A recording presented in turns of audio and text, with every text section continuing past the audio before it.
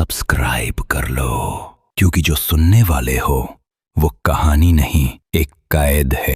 अचानक वो एक पर झपटा, नाखून उसके सीने में धंस गए। आदमी की चीख अंधेरे में गुम हो गई। दूसरा भागने लगा, मगर अली की रफ्तार इंसानी नहीं थी।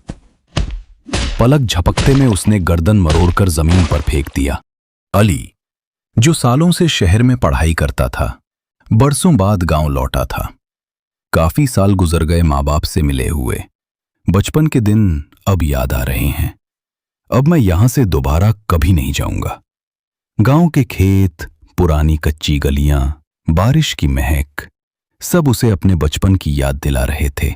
मगर एक राज ऐसा था जो हर जुबान पर था, मगर कोई खोलता नहीं था। बरगद का पुराना पेड़। गांव वाले उस पेड़ के पास बैठने से भी डरते थे। उनका मानना था कि उसमें वो आत्माएं कैद हैं जो एक हादसे में बहुत पहले मरी थीं। गांव वाले कहते थे कि आज भी उनकी चीखें वहां सुनी जा सकती हैं। रात को खाना खाते हुए मां ने कहा, अली, कल से खेतों में काम शुरू होगा, मगर याद रखना, सूरज ढलने के बाद बरगद के नीचे मत जाना। अली ने हंसते हुए कहा, अम्मी, ये भी कोई बात हुई? आप भी उन पुरानी कहानियों पर यकीन करती हैं? मां ने गहरी सांस ली, नजरें जमीन पर गड़ गईं। पुरानी कहानियां तब पैदा होती हैं बेटा, जब कुछ इतना खौफनाक होता है कि लोग सच सुनना ही नहीं चाहते। अली ने पहली बार मां की आंखों में डर देखा। अगले दिन खेतों का काम खत्म करके अली पसीने से सराबोर आया। वो आराम के लिए बरगद के नीचे बैठ गया। हवा अचानक ठंडी हो गई। पत्ते ऐसे हिले जैसे किसी ने उनमें से रास्ता बनाया हो। अली ने आंखें बंद की।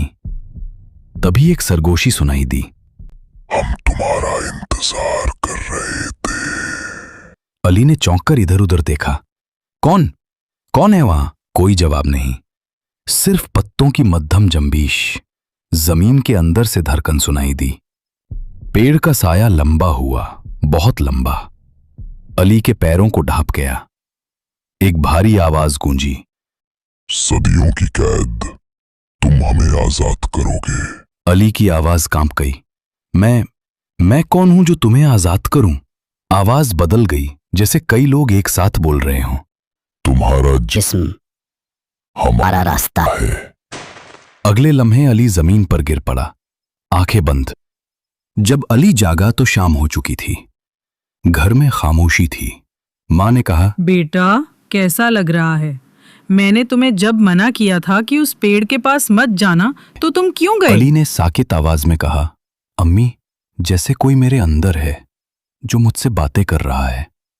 मैं काम करते थक गया था, इसलिए थोड़ी देर वहां पर आराम करने के लिए बैठा था। मां का चेहरा जर्द पड़ गया। उसने ये सारी बात अली के बाप को बताई। वो भी सुनकर हैरान और डर गया। मुसरात घर में बहुत से अजीब हादसे होना शुरू हो गए। घर के दरवाजे खुद ब खुद बंद हो गए और घर के आंगन में जानवर मरे हुए पाए गए। घर की पालतू बिल्ली मीना भी वहां पर मरी पड़ी थी। अली खुद से सरगोशियों में बातें करता रहा। मां ने रोते हुए कहा, अली, ये सब क्या हो रहा है? किससे बात कर रहे हो? और ये सब क्या तुमने किया है? अली की आवाज बदल चुकी थी। अम्मी, दोस्त हैं जो बहुत जल्द आने वाले हैं। उनके लिए मैंने खाना तैयार किया है। वो जल्द ही आने वाले हैं मेरे घर। उनको बहुत ज्यादा भूख लगी है। मां के हाथ कांपने लगे। उसने अली के बाप से कहा कि हमें अली को तांत्रिक के पास ले जाना होगा। उसकी हालत तो बिगड़ती ही जा रही है। गांव वाले तांत्रिक के पास गए। तांत्रिक ने पुरानी किताब निकाली और बोला, ये पेड़ शापित है। सदियों पहले यहां बहुत से लोगों को नाहक कत्ल किया गया था।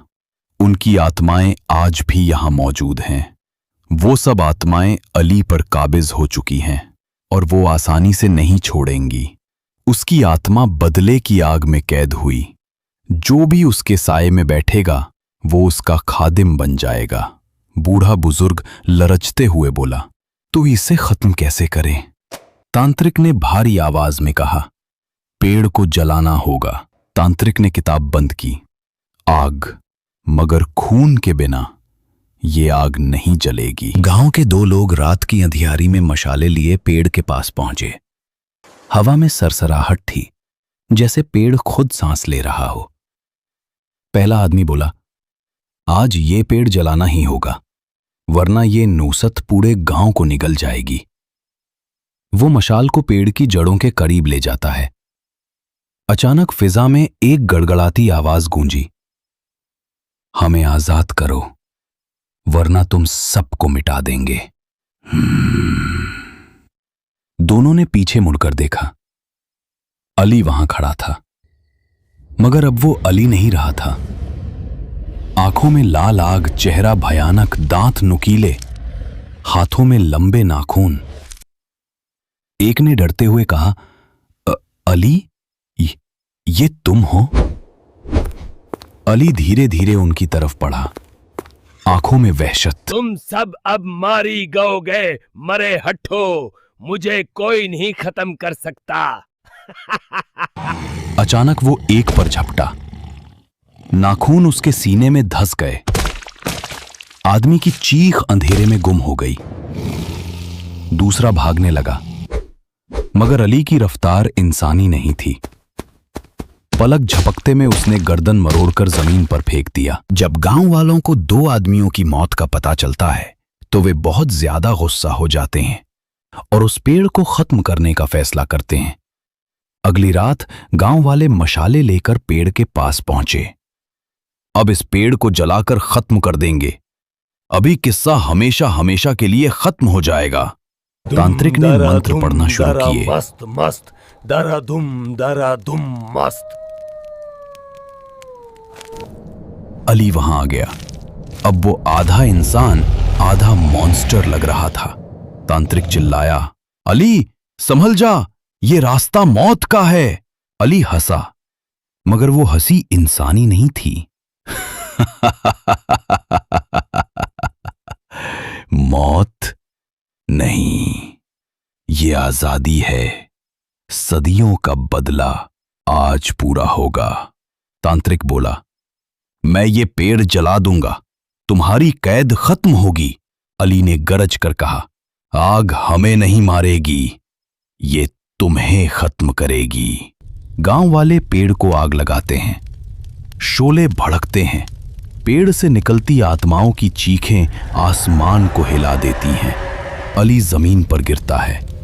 उसके शरीर से धुआं, चीखें और खून की गंध निकलती है। मां चीखती है, मेरा बेटा। आग सब कुछ जला देती है। पेड़ राख बन जाता है, मगर आखिरी दृश्य में अली की आंखें राख में लाल जलती दिखाई देती हैं। जरूर आओगा और तुम सबको तबाह कर दूंगा।